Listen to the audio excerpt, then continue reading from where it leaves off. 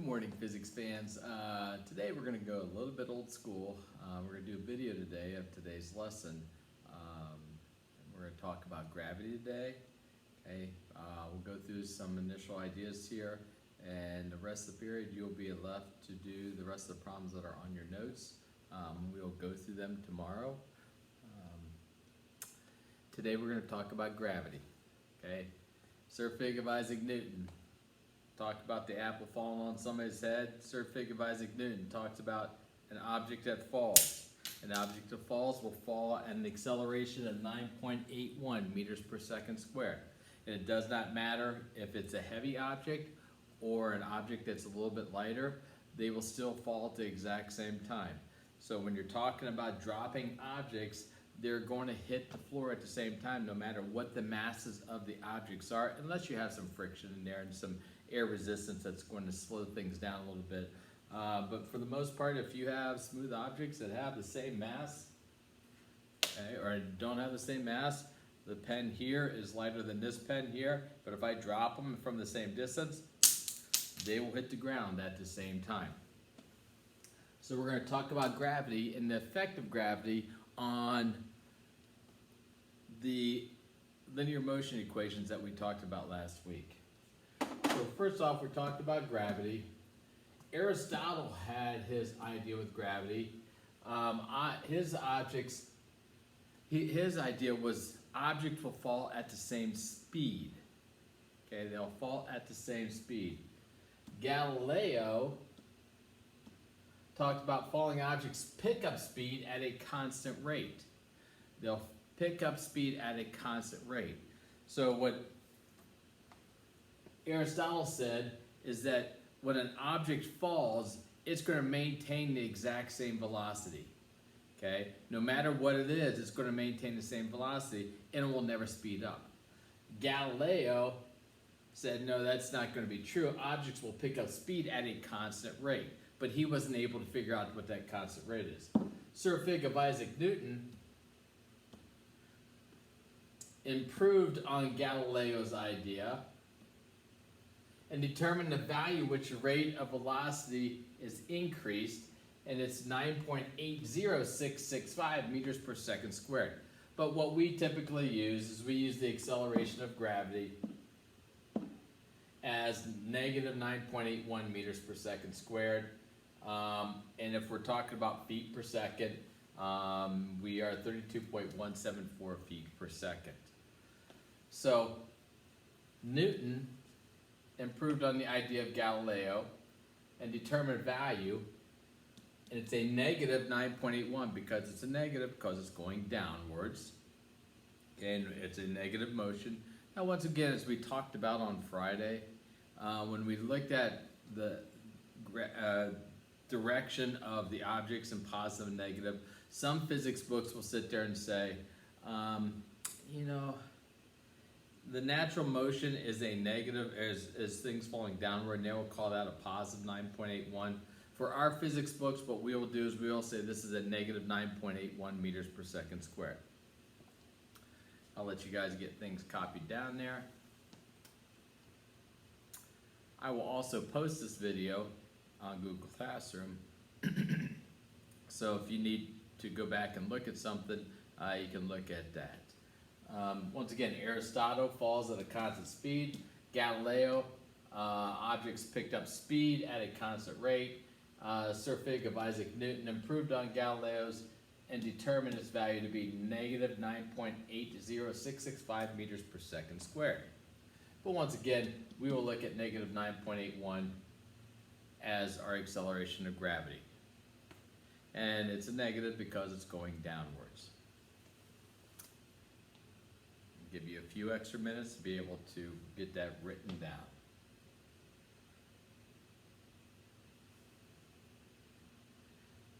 Gravity is an acceleration. How fast a falling object increases in velocity? How fast will the velocity increase of an object that's falling down? Okay, so when you're talking about gravity, this is going to be an acceleration. Okay, Okay, so the objects will speed up at a constant rate, or they'll go faster at a faster rate, or at a constant rate. So gravity is an acceleration. So we talked about some linear motion equations that we had last week. Okay, and we talked about this in the horizontal plane. Okay, the accelerations in the horizontal plane. And velocity, initial velocity, and time. What this happens now in a vertical plane, we can still look at linear motion because objects are still going to fall in a linear fashion. It's going to go straight down in a linear fashion. Okay, so we still have linear motion, but now it's going up and down rather than going side to side. So we could take a look at this acceleration or our linear motion equations and what they change into. One is v initial t plus 1/2 at squared. Well, the acceleration is our gravity. So what this equation turns into is v initial t plus 1/2 gt squared. We just have the acceleration of gravity. So wherever we see an acceleration over here, we're just going to replace this with gravity. V initial plus gt, and v final squared is equal to v initial squared plus 2gd. So wherever we have those linear motion equations, it just gets replaced. The acceleration gets replaced with gravity. Now, do I sit there and go through these equations though and look at this? No, I don't rewrite these equations to utilize the rewritten of the equation. I just go to this right here. And when we're talking about in a vertical motion, the acceleration is going to be gravity.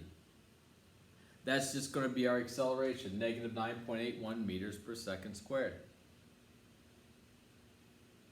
So if we take a look at one problem here, and then I'm going to let you work on the rest of the problems here.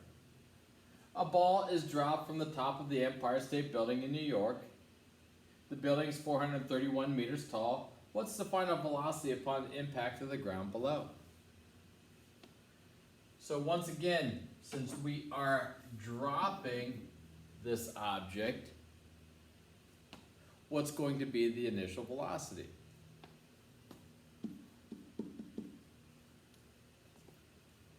That's exactly correct, 0 meters per second squared, or meters per second.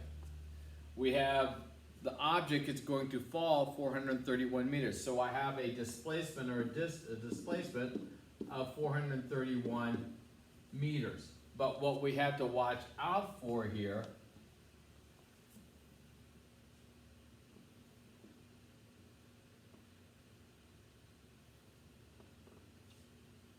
here's our building, 431 meters tall, and the object is being dropped and hitting the ground below.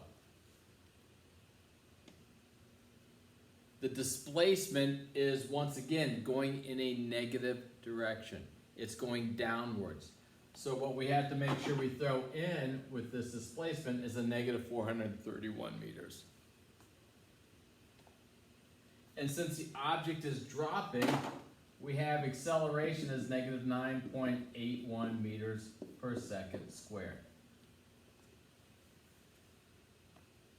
Now the question is being asked, what is the final velocity?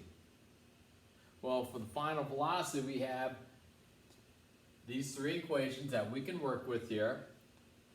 I know my initial velocity, I know my acceleration, I know my displacement. We can then calculate a final velocity. So v final squared is equal to v initial squared plus 2ad. But our initial velocity will go to 0.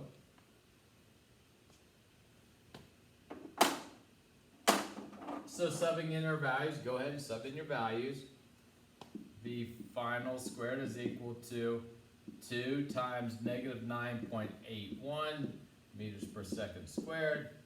And then we have negative 431 meters. So we can clickety clack that through the calculator. 2 times 9.81 times 431. Both of those are negative, which will cancel out. So we get 8456.22 meters squared per second squared. And then to calculate our final velocity, we have to take the square root. So V final is equal to the square root of my answer, which is 91.96 meters per second. So the ball is traveling pretty fast. I would not like if that ball had hit me on the head.